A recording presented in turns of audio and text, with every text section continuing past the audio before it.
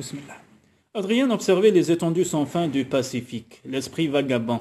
Il songeait à Maggie, à son élégance, aux efforts qu'elle déployait, le soir pour lui faire le meilleur accueil, même s'il arborait son visage des mauvais jours, son air d'ours mal léché. Il la revoyait dans la bibliothèque, entourée de ses enfants. Fletcher, Barry et Ainsley, elle leur racontait une histoire, et il tombait littéralement sous le charme, fasciné par les intonations de sa voix et la richesse d'expression de son visage. Comment oublier les yeux qui changeraient de couleur selon son humeur et l'embrasement de ses cheveux défaits. Mais par-dessus tout, il songeait au sentiment qu'elle éveillait en lui. Maggie avec son arbre généalogique qui remontait à Guillaume le Conquérant, Maggie avec son éducation que tout homme lui aurait enviée, avec son extrême féminité, sa logique très particulière, son humour et sa patience infinie, Maggie si lente à la colère et si prompte à pardonner, Maggie qui le connaissait mieux qu'il se connaissait lui-même. Maggie qu'il allait perdre s'il ne lui avouait pas ses sentiments. Il ferma les yeux et se mit à prier. Mon Dieu, inspirez-moi la manière de le lui dire, inspirez-moi les mots qu'elle souhaite entendre. J'ai déjà tant perdu dans ma vie, faites que je ne la perde pas, elle aussi. Il ajouta à voix haute, et que je ne me couvre pas de ridicule. Revenu dans sa demeure, il se servit un verre de Bordeaux afin de se donner du courage et se mit ensuite en quête de son épouse. Elle fait un somme près d'Ainsley. Lui apprit Maud, voulez-vous que j'aille la chercher? Non, je vous remercie, je la verrai au dîner. Le dîner ne se déroula pas comme prévu. À peine avait-il été servi qu'Elikar apparut pour annoncer que la porte du bureau à la scierie avait été forcée. Raflant sa veste de daim, Adrien sortit et suivi de Carr coururent vers les écuries. Quelque chose a-t-il été dérobé? Non, je ne pense pas. C'est Big John qui a remarqué une lueur. Il a cru que nous avions laissé par mégarde une lampe allumée. Il est arrivé au bureau au moment où le voleur s'enfuyait par une fenêtre. Quand ils arrivèrent à la scierie, Big John les attendait dans le bureau. Ils devaient être deux, expliqua-t-il. Ils ont essayé de forcer la serrure, mais comme ils n'y sont pas parvenus, ils ont brisé un carreau. Adrien parcourut les lieux du regard. Rien ne semblait manquer. Ses yeux s'arrêtèrent sur une pile de dossiers qu'il était certain d'avoir rangés dans un tiroir et que diable faisait ce bidon de pétrole sur la table de travail.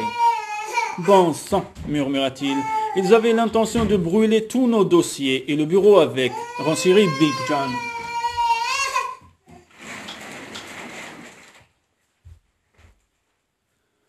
Bon, pour le moment, nous ne pouvons pas faire grand-chose. Vous n'avez qu'à rentrer chez vous. Nous aviserons demain. Et vous, dès que j'aurai bouché ce carreau cassé avec une planche, je rentrerai chez moi. Cette tâche accomplie, Adrien se posta quelques instants devant une fenêtre et observa le camp, au fond duquel brillaient les lumières des dortoirs. Un coup de vent fit claquer la porte, mais il n'y prêta guère attention. Ses pensées allaient à son existence, qui se scindait aujourd'hui en deux problèmes distincts, tout aussi préoccupants, sa Syrie et Maggie. Se détournant, il éteignit la lampe, referma soigneusement la porte et quelques minutes plus tard, il était de retour chez lui. Il dîna seul, de saumon froid et de pommes de terre, puis se mit en quête de son épouse. Ne la trouvant pas au rez-de-chaussée, il alla discrètement frapper à la porte de sa chambre.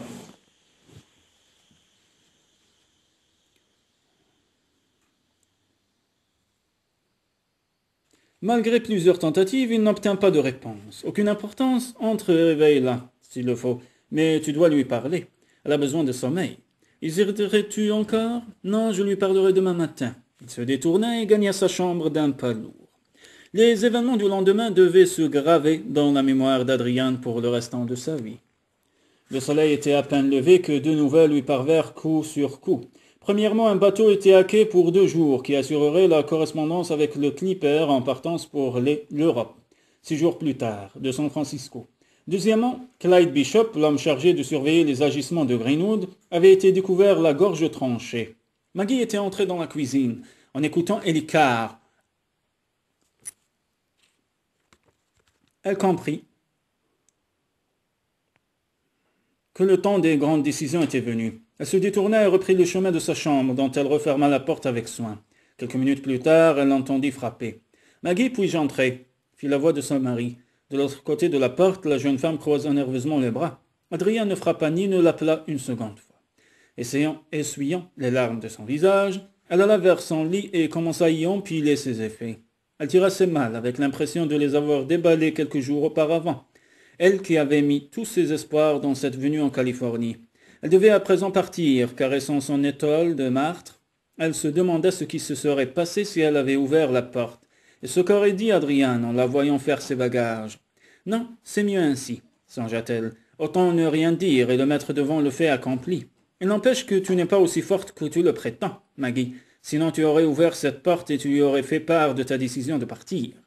Tandis qu'il descendait vers la scierie, Adrien prit peu à peu conscience de la douleur qui lui broyait la poitrine, et l'empêchait presque de respirer. Apprendre l'arrivée du bateau alors qu'il n'avait pas encore eu l'occasion de parler à son épouse l'avait bouleversé. Elle avait refusé de lui ouvrir sa porte. Mettrait-elle un point final à leur mariage? Après avoir réglé avec Ilicar et Big John les détails concernant la mort de Clyde Bishop, Adrian alla se camper devant sa fenêtre pour observer le bateau. Maggie et les enfants doivent embarquer aujourd'hui, avant la fin de la journée, déclara Big John. Adrian fit une brusque volte-face. Alors c'est décidé. Pourquoi ne me l'a-t-on pas dit plus tôt? Je pensais qu'elle vous en avait parlé. Le cœur serré, Adrian arpenta nerveusement son bureau, se disant que Maggie ne pouvait avoir pris une décision aussi hâtivement. C'était impossible. Il parvint finalement à s'en convaincre et même à reprendre le cours de ses activités. Mais 2 heures plus tard, il vit la jeune femme arriver au débarcadère, puis 3 hommes déchargeaient mal d'une charrette. Curieusement, les enfants étaient hors de vue. Elle partait donc pour de bon. Cette révélation le frappa avec la fulgurance d'un coup de fouet. Il songea à leur mariage, décidé sur un coup de tête, à la volupté qu'ils avaient partagée, à ses accès de colère, le plus souvent injustifiés, au simulacre d'amitié qu'il avait laissé s'instaurer entre eux afin de dissimuler ses véritables sentiments. Sortant du bureau, il se hâta vers l'embarcadère. Maggie lui tournait le dos, mais autant qu'il eut le temps de la rejoindre, elle se retourna et lui fit face, le visage impénétrable, comme si elle s'attendait tout naturellement à le voir venir. Adrien avala sa salive. Il aurait aimé lui dire tout ce qu'il éprouvait pour elle, mais à présent il était trop tard, le navire était là. Elle avait pris sa décision. Les marins s'affairaient sur le pont, d'autres allaient et venaient sur la passerelle. Adrien s'étonna un instant de ne pas encore avoir vu le capitaine, mais se dit qu'il n'allait pas tarder à apparaître. Maggie se baissa pour s'emparer du petit panier qui ne la quittait jamais. Adrien sentit son cœur chavirer. Il la revit assise dans la bibliothèque, tricotant le châle qu'elle souhaitait offrir à Molly pour Noël. Il se rappela aussi l'impression qu'elle lui avait faite le jour où ils étaient allés pique-niquer. Non, il ne pouvait la laisser partir. Elle portait une robe qu'il ne lui avait jamais vue auparavant, une robe bleu nuit, presque noire, sobre et austère, tout à fait de circonstance. Il la rejoignit. « Mais que faites-vous, Maggie? Je fais ce que vous attendiez de moi, Adrian, c'est-à-dire m'en aller. Ne vous inquiétez surtout pas à cause des enfants, ils vont arriver. Ainsley voulait voir une dernière fois l'anneau que vous lui avez offert. » Dès qu'on fit, il ouvrit la bouche pour parler, mais la jeune femme le devança. « Ne dites rien, Adrian, je vous en prie. Je n'aimerais pas que tous ces gens me voient pleurer, et je ne pourrais pas me contenir si je devais vous écouter. Tout est fini.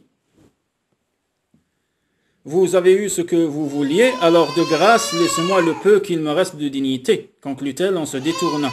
C'était la première fois qu'il décelait autant de colère et de chagrin dans la voix de Maggie.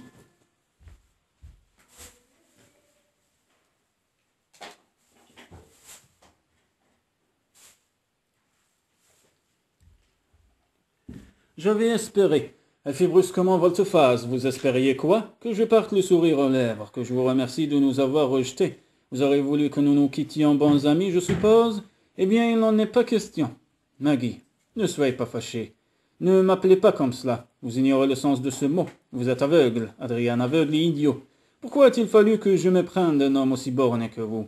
Il tendit la main vers elle. Ne partez pas. Pourquoi? Parce que je ne le veux pas.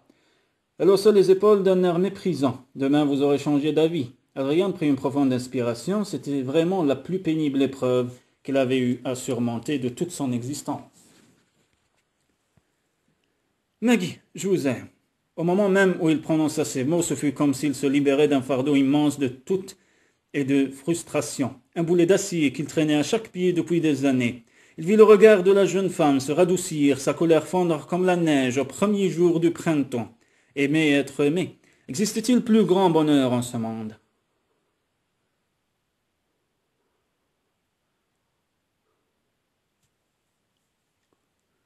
Il la tira dans ses bras et, se moquant des regards braqués sur eux, l'embrassa à pleine bouche, sous les acclamations et les éclats de rire de ses hommes. Maggie le repoussa doucement. « Les enfants, il faut que je les prévienne, murmura-t-elle doucement. « Je t'accompagne, dit-il en la prenant par la main.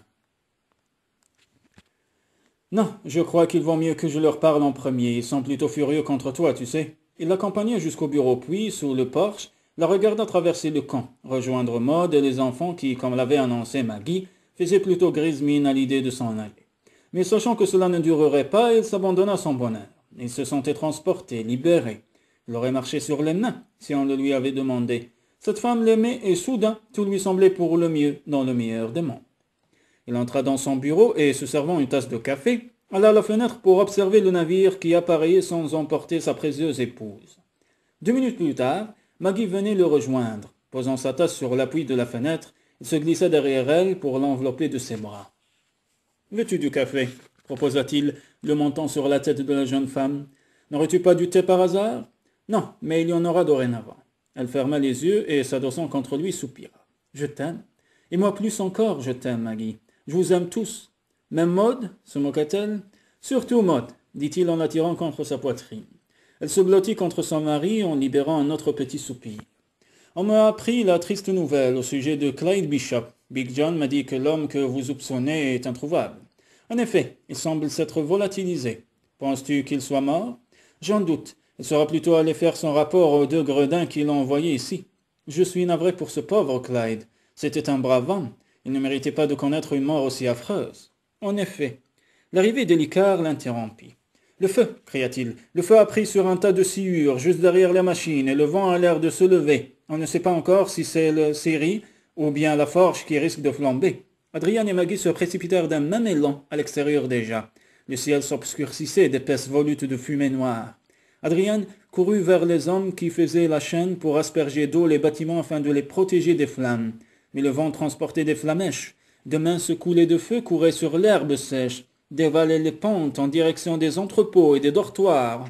Affolée, les yeux rougis à cause de la fumée, Maggie cherchait ses enfants. À présent, les flammes avaient atteint la cime de quelques arbres et le soleil disparaissait derrière un écran de fumée. Autour d'elle, ce n'était que cris et craquements du bois en train de s'embraser. Les enfants étaient avec Tom Radford. Il se précipita vers eux. « Vous feriez mieux d'aller vous mettre à l'abri, » dit Tom. « Avec ce vent qui se lève, j'ai bien peur qu'il ne reste pas grand-chose du camp. » Sur ces mots, il courut rejoindre ses compagnons, rassemblant ses enfants autour d'elle. La jeune femme chercha des yeux le buggy, mais l'attelage semblait avoir disparu. « Le cheval s'est enfui, » expliqua Fletcher. « Comment allons-nous rentrer ?»« À pied, » répondit-elle. Soudain, Adrian se matérialisa devant eux. « Venez, » s'écria-t-il en prenant Ainsley par la main. « Dépêchez-vous, nous en avons pas beaucoup de temps. »« Mais où nous emmènes-tu » Des nuages de fumée tourbillonnaient. Autour d'eux, non loin, un craquement retentit, semblable à un coup de feu. Une gerbe d'étincelles vola dans les airs, et Maggie éteignit fébrilement une braise qui venait d'atterrir sur sa jupe. Sur le quai, je dois rejoindre mes hommes. Attends-moi là-bas, et si les flammes se rapprochent trop, monte dans un canot et éloigne-toi le plus loin possible de ce côté avec les enfants. Entendu, acquiesça Maggie. Elle le regarda courir.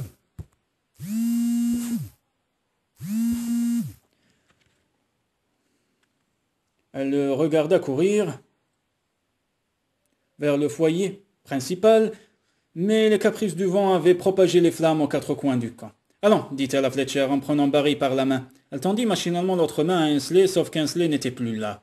Désemparée, elle la chercha des yeux et repéra ses boucles rousses alors qu'elle courait vers le bâtiment qui abritait la forge et l'atelier du bourrelier, où son ânesse avait été conduite pour qu'on lui fît un harnais. Maggie s'élança en poussant un grand cri. Adrien l'entendit et en un instant comprit ce qui s'était passé. Lâchant le seau qu'il avait dans les mains, elle se précipita vers Ainsley et la rejoignit juste au moment où elle allait entrer dans le bâtiment, la saisissant à bras le corps. Il la ramena vers sa mère, alors que la fillette se débattait comme un beau diable en poussant des cris aigus. Adrien s'apprêtait à repartir lorsqu'Ainsley se mit à hurler. « Heather est restée là-bas, je ne veux pas, ne la laissez pas mourir !» S'accroupissant devant l'enfant éploré, Maggie la dévisagea. « Ma chérie, tu parles !»« Heather !» octa la gamine. « Heather est restée là-bas !» Les yeux d'Adrien allèrent d'Ainsley à Maggie, puis revers sur la petite fille. Il porta son regard en direction de la forge. Il n'avait hélas pas assez d'hommes pour sauver et la forge et la scierie avec ses précieuses scies. Or les scies étaient son outil de travail. Elle en avait le cœur déchiré. Ainsley le regardait les joues sillonnées de larmes, avec l'air de ne pas comprendre ce qui le faisait hésiter. « Ellie, vociféra alors Adrien, envoie tes hommes à la forge, dépêche-toi. Vous vous rendez compte de ce que vous demandez, patron » Altacard en courant vers lui. « Si vous retirez les hommes de la scierie, toutes nos machines seront perdues. Réfléchissez bien, parce qu'il va falloir choisir, ce sera la forge ou la scierie. J'ai fait mon choix. Tant pis pour la machine. Sauvez la forge et tout ce qu'elle contient. Le vent tomba quelques minutes plus tard, assez tôt pour que les hommes aient la possibilité de circonscrire l'incendie. Mais trop tard, malheureusement, pour épargner la scierie. S'emparant d'une bâche, Adrien la trempa dans un baril d'eau et, s'en étant recouvert, se précipita à l'intérieur de la forge, toussant à cause de la fumée. Il courut vers les stalles et trouva l'ânesse s'emparant d'un vieux sac. Il en fit une cagoule qu'il passa sur la tête de l'animal et l'entraîna à l'extérieur du bâtiment. Il vit Ainsley dévaler la pente et l'instant d'après poser sa joue contre le cou de l'animal.